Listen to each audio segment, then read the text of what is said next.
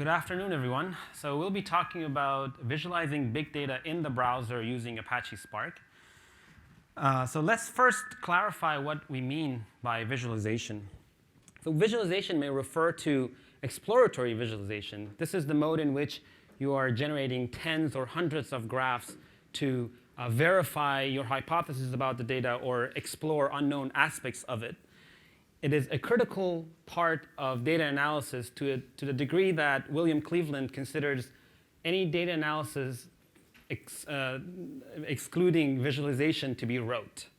And unfortunately, as data grew larger and larger, visualizing data while exploring it became harder, so we're not doing it as often anymore. And our goal here is to put visualization back in the normal workflow of data analysis, regardless of the size of the data. And for that to be effective, we need a process that is interactive, collaborative, and reproducible. Also, visualization can refer to expository visualization. And this is the mode in which you spend several hours perfecting a graph that you will then share with others in your company or management or everyone else on the web.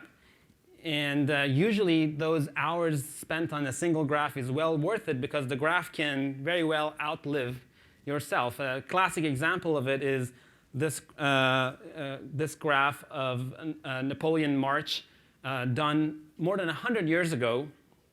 And the creator is Charles Minard. And almost every bit of ink on this graph communicates some information. So to be able to effectively generate graphs like this, we need ultimate control over every bit of detail on the graph, and we need an easy way of sharing it in the connected world of the web today. So to recap the requirements, for effective visualization, we need a process that is interactive, collaborative, shareable. It must be reproducible, and it should give us control over details.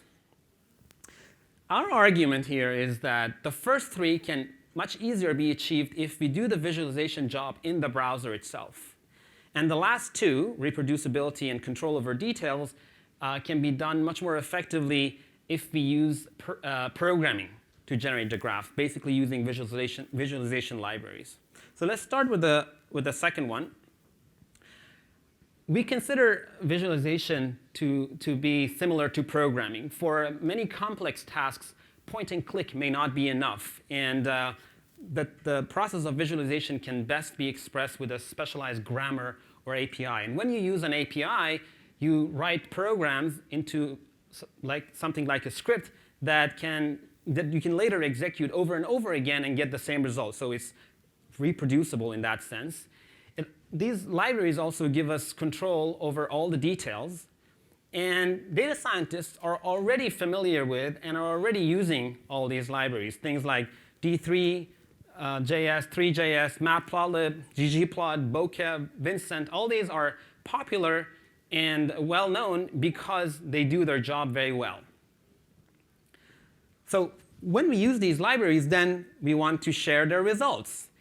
Fortunately, the output of the libraries are already shareable on the web. They produce PNGs or SVGs or HTML5 canvas, so we can put them on the web. But if we do the visualization job itself in a browser, then we don't have to move around the data and the result or the graph to present it. Also, if we do it in the browser and the web is conducive to collaboration. Think about notebooks. How multiple people can be editing and viewing a notebook simultaneously and collaborating with each other. Finally, by separating the task of manipulating data from the rendering job, the data scientist would be free to pick the best tool for each task. So if I want a very interactive graph, I'll pick D3.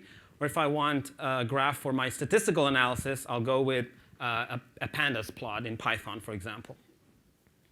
So that's basically my argument for doing visualization using existing libraries inside the browser. But in order to do that and enable that, we have to solve these two challenges. First, manipulating large data, basically doing anything with large data is not easy, particularly for exploratory visualization, that should be interactive. And second, we often have more data points than we possibly can have pixels in the browser. We think Apache Spark is well equipped to help us solve both problems. So let's see how we could do that. To solve the first problem, basically making data manipulation interactive, we can throw resources at it. And Spark is very well at taking advantage of memory and CPU for speeding up your data manipulation. So first thing we can do, using Spark caching, we can take advantage of the memory hierarchy. We have the disk, which is very cheap but slow. Next level, we have solid-state drives that is a little bit more expensive and faster. And finally, we have random access memory that is more expensive but faster than the other two. With Spark, we can control where our data is going to be stored. When we do that, we need to think about some details. We need to think about the data serialization, especially when we want to store it outside of memory. And for JVM systems, we need to sometimes do memory or garbage collection tuning. The next thing Spark can help us do is use more CPUs for our jobs. Hopefully, you don't have to buy new hardware to add CPUs. If you're on Mesos or Yarn, you can ask the cluster manager to give you more executors. Or if you're in a hosted environment like the Databricks cloud, you can get a larger cluster just with a click of a button. When we are increasing parallelism to speed up our jobs with Spark, we can use the API to control the level of parallelism at each map or reduce tasks separately. And we may also want to look into task locality if needed. Most cases, we don't need to do that. Spark takes care of it automatically. So that's the first challenge, making data manipulation with even when we have a lot of data interactive. Second is actually rendering the data. We may have millions and millions of data points. 100 million data points is not uncommon these days. What can we do about that? There are known techniques to bring down the size and dimensionality of the data to a level that we can actually render them. And Spark is pretty helpful in doing that part as well. Let's go over them. The first one is summarizing the data.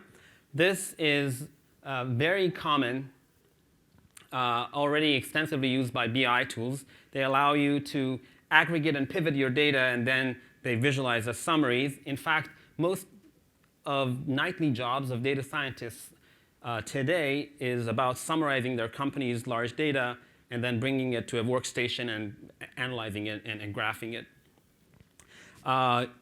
With Spark's API, especially the new data frame API, you can very easily do this part. The second thing we could do, we can model our data and then visualize parameters of the model as a proxy of the data, and also use modeling to reduce the dimensionality of our data. As you all know, Spark comes with a machine learning library called MLlib that has implementations of a large and growing set of algorithms for clustering, classification, dimensionality reduction, collaborative filtering, and also statistical functions like correlation and hypothesis testing.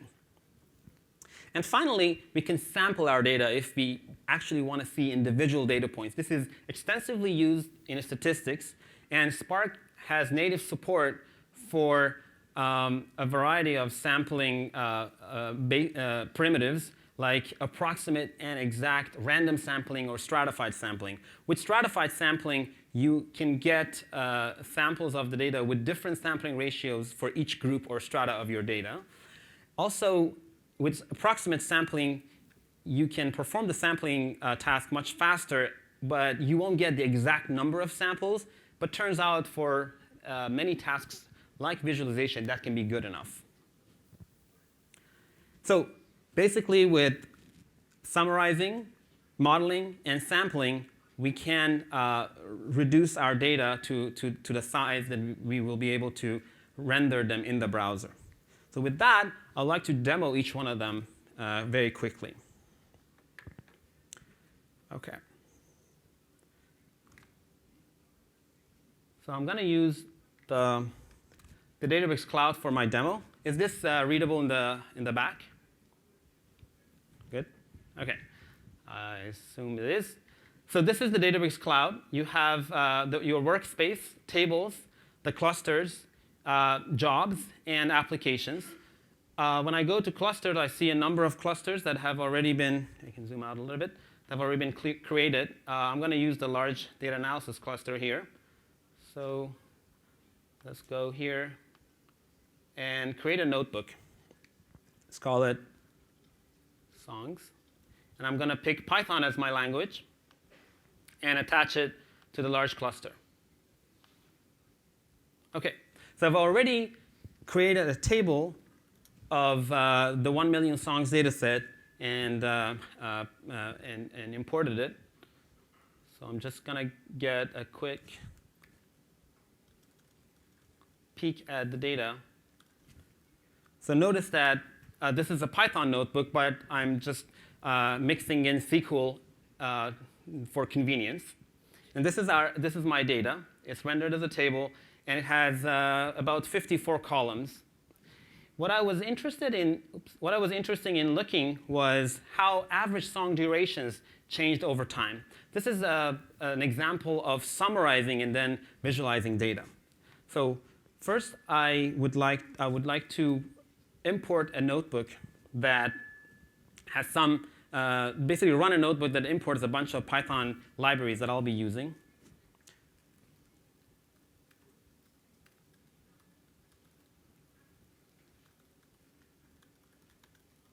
So all it does, it basically imports a bunch of libraries. Then I want to use the new data frame API and create a data frame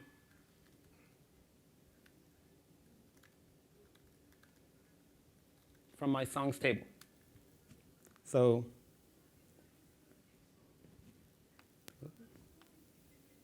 this is my data frame. So now what I want to do, I want to aggregate or summarize this data, basically group by year, and I find the average of duration. So at this point, the data is small enough that I can comfortably collect it to the driver machine, and I want to get it as a pandas data frame. And I will call it duration by year.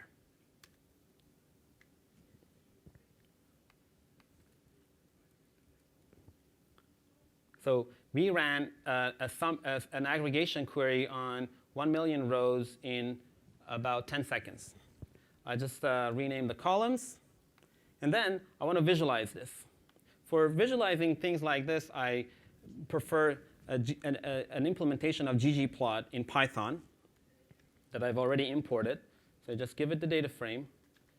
And I want duration versus year.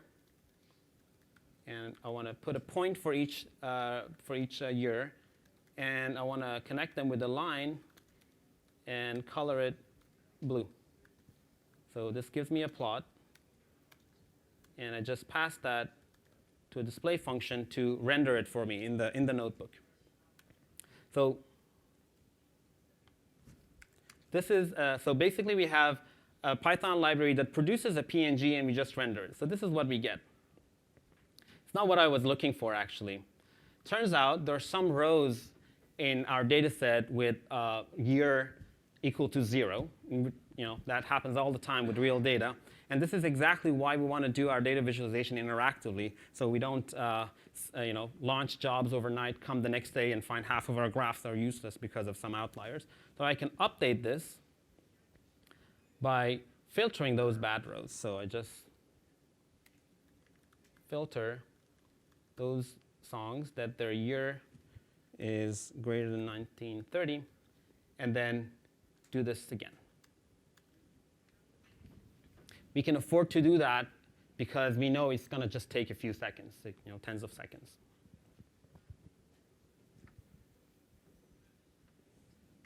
OK, so this is the new graph. And you can see that song durations kind of rapidly increased during 70s. And there seems to be an outlier here. It dropped either something really horrible happened or we have some problem in our data. And we can see that the average duration is kind of fluctuating during these early years. So I want to take this to the next level in terms of exploration. So let me run the code and explain what it does. So here, I am defining a variable and giving it a default value, tempo, and then doing that aggregation with that default value. So here, this will give me a graph that shows tempo over time for each year. Basically, I'm averaging tempo of the songs published in that year. The advantage of this is I can quickly explore other variables in my data set, basically aggregate for that variable. So I can say loudness, and I don't have to write code again. It just reruns my cell and gives me the new graph. And this is loudness over years. So it seems loudness is constantly increasing. People are getting deafer and deafer. So so now, that was basically a simple example of how we can summarize and then visualize the results of those. I would like to then use these three variables, loudness, tempo, and duration of song, and see if we can cluster songs based on those variables. So let's do that. Again, I filter my data frame for the years after 1930 and those three columns, and gives me another data frame. Then I will convert it to an RDD of dense vectors. This is the format that MLlib likes to get its data, the k-means library in MLlib, actually. And then I run k-means. I ask it to give me 2 clusters and iterate 5 times over my data. So k-means will compute its working data set, cache it in RAM, and then iterate over it. So each iteration after the first one is going to be much faster. And that will give me a model that, given three values, will give me a cluster assignment. So that's it. So now we have a model. What are we going to do with it? First thing I always want to do is verify if it's a good one or a bad one. And the best way to do it is doing it visually rather than like getting a single p-value or something and just judging based on that. So to do that, I compute the cluster for all of the original data. And this is where I'm doing the prediction. If the prediction turns out to be 0, I call it R. If it's 1, I call it B, right? So, and then I want to visualize this data. Basically, R and B is like red or blue, names or labels of clusters. And for that, one of the good ways of doing it is using pandas, scatterplot matrix. So here's how I do it. I convert that data frame to pandas data frame, and I just give it to the pandas scatter matrix function and display it.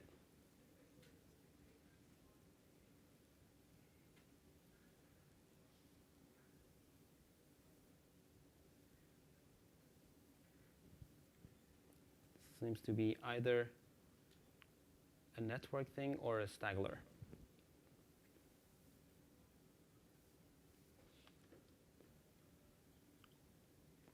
And try it again.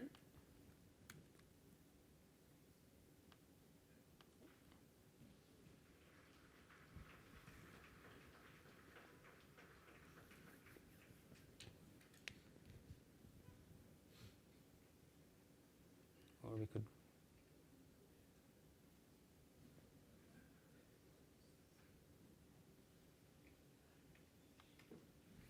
let's see.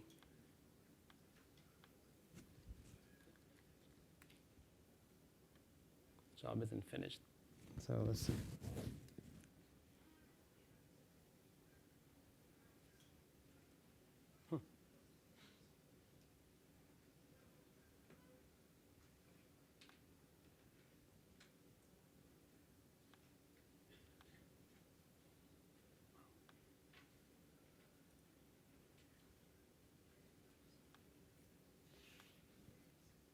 going to run each one of these separately.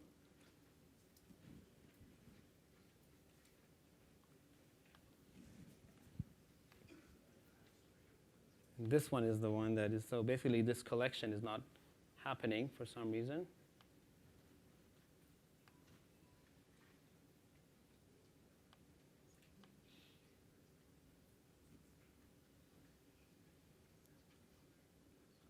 I'm going to refresh the page just in case we have.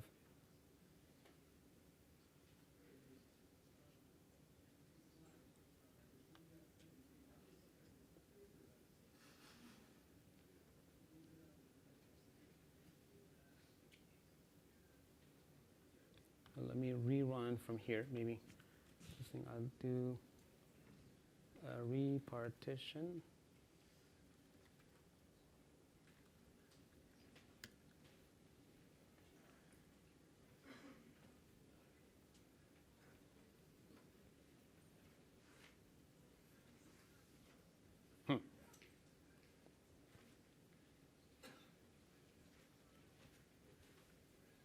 Another thing we could do is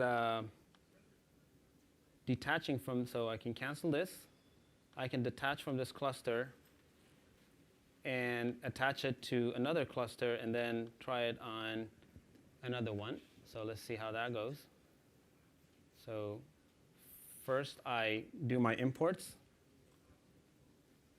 and then I bring in my data frame. And I will start from here, get my raw data, and then the model again. So I think something went wrong with that cluster.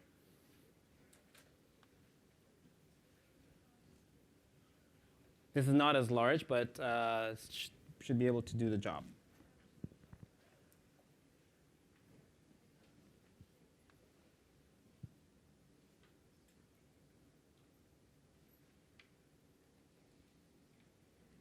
So the first iteration of like computing the working set, and then subsequent iterations on the cache data is faster, as you can see.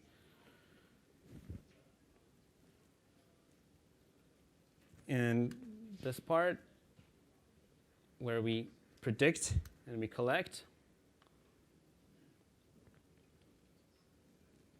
So you notice that I'm sampling at 0.002 ratio, and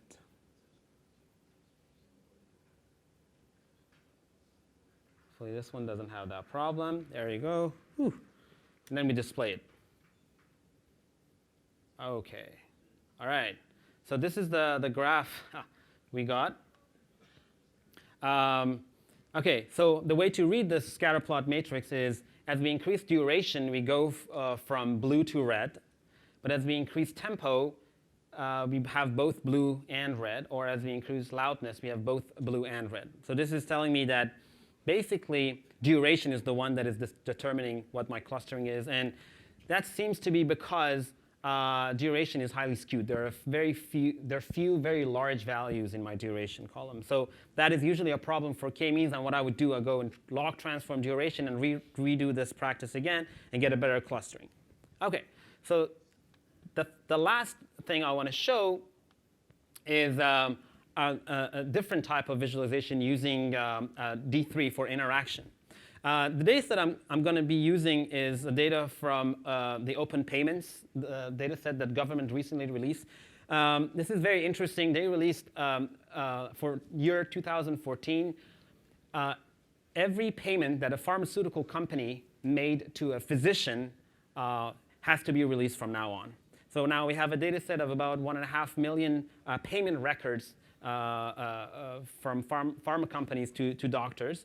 I took that data and built a graph with it. The graph is basically, there is an edge in it between two doctors if they were paid by the same pharma company. And I wanted to look at it as a graph to see how is the structure of it. To do that, I like to do an actual graph visualization. So I went to GitHub, search for D3 graph layouts, and I found this.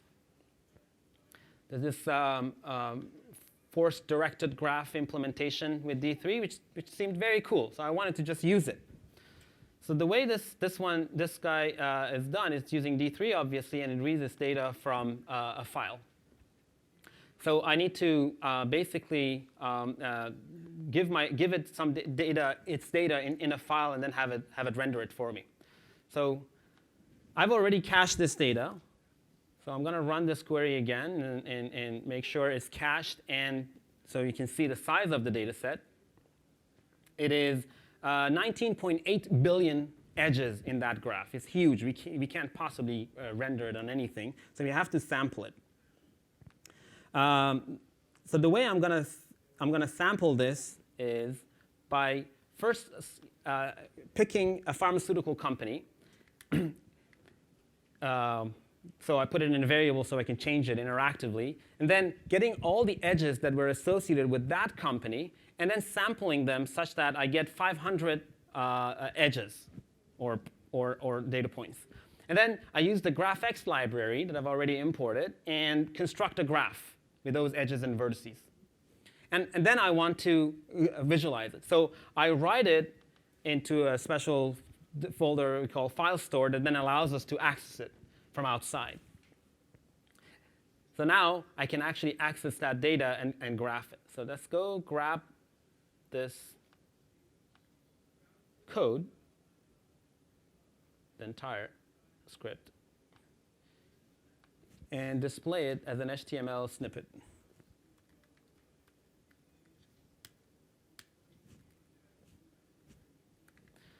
Before we can use it, we have to make slight changes to it. First, I'm going to use my local copy of D3. And second, I'm going to give it the address of the file that I just created instead of giving it the file as a data file. So I say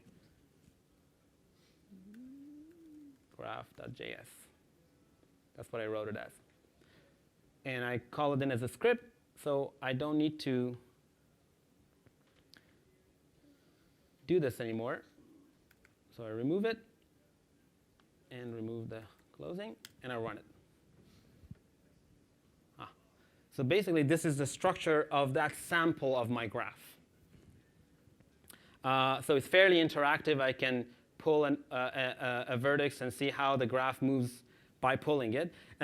Something more fun we can do, we can even, because I have information about the number of payments of each physician, I can change the radius, which is fixed to 5 here.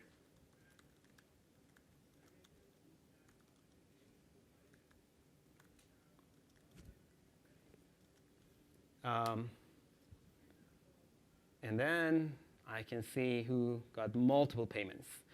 This is the number of payments. We could have used like the total sum of dollar value of the payments. And we can see some edges are much more central in this graph. We can pick any other pharma company and repeat this practice. So if I display companies, which is basically the list of the companies that are in this data set, hopefully all of them.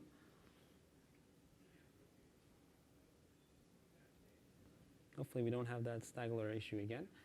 These are all the companies. We can go over them and pick something else. Go down. Pick, how about this one? Is this good? I don't recognize most of these names. So I paste it here and rerun this query. So let's see how this graph looks.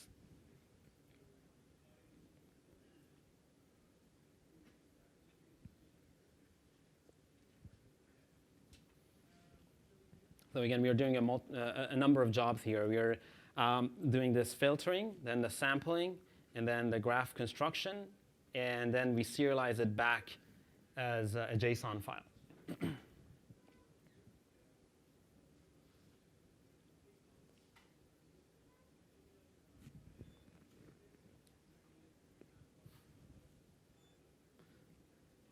Last time we did it, it took 33 seconds. So depending on the size of this, the number of payments of this company, it'll be around that that time.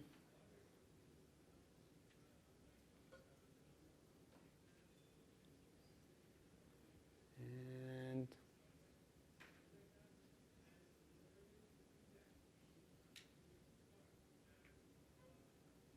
okay, we're done. Let's look at the graph again. This one looks very different. Basically, like it's not as connected as the previous one. All right, so that was my demo. Let's go back to slides. Just summarize what we talked about and what I demoed. We think using Apache Spark, we can extend interactive visualization both for exploration and for expository purposes. Spark helps us reduce query latencies to seconds using cache and increasing parallelism. And the built-in API and libraries allow us to more effectively and efficiently summarize, model, and sample our data to visualize them. And that's it. Thank you.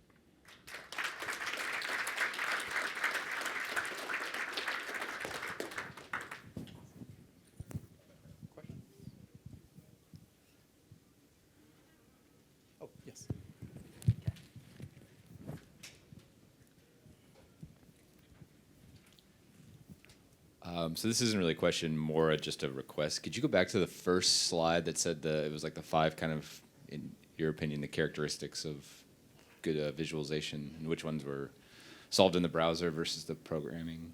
Yeah, perfect. That's all I needed. Thank you. You're welcome.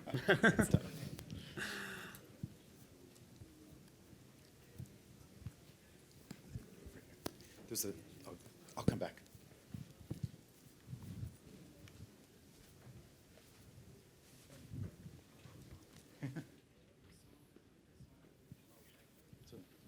I'm sorry to nitpick, but in the graph you were showing with the physicians, if I could just understand it, you had selected a pharmacy company, and then the edges represented 2 physicians who had both been paid by that pharmacy company.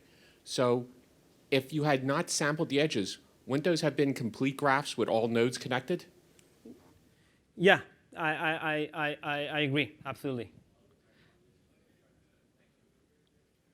So here's one other clarification. I got really excited when I first learned about this data set, so I wanted to actually look at the relationships between them.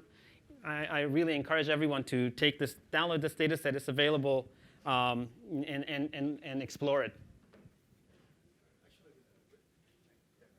Thank you very much. Welcome.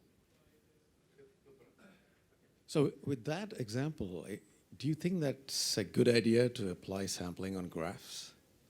It depends on the use case. Sometimes sometimes it is. Sometimes you want to do vertex sampling. You want to do edge sampling. Sometimes it's not a good idea. Sometimes you want to summarize it in different ways. I did that just to show that we could reduce the size with sampling and then show it and just use D3 to get a live graph. So it appears to be more appropriate for like time series analysis or things like that, right? Where temporally you want to condense. I'm not a graph analysis expert, but I wouldn't rule out any sampling with graph data. I think there are cases where graphs can be sampled, especially if the sampling preserves the structure. Yeah. Okay. Thank you. Other questions?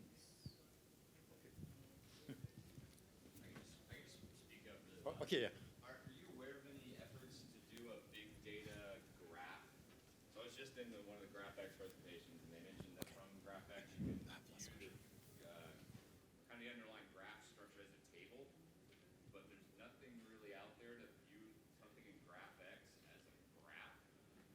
Are you aware of any? By view, you mean visualizing it, or like you mean? Like what you did. I see.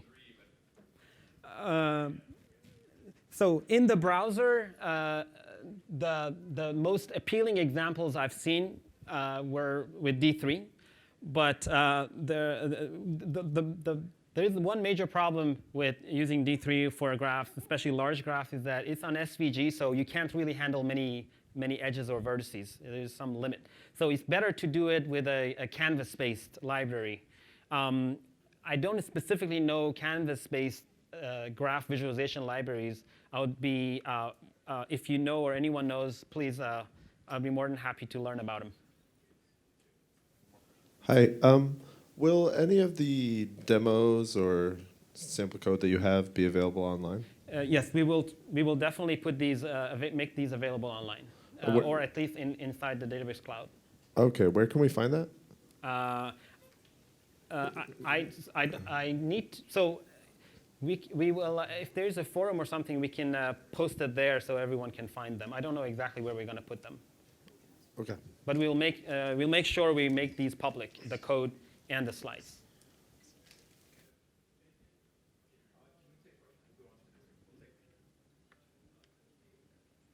Can we go ahead and take other questions offline?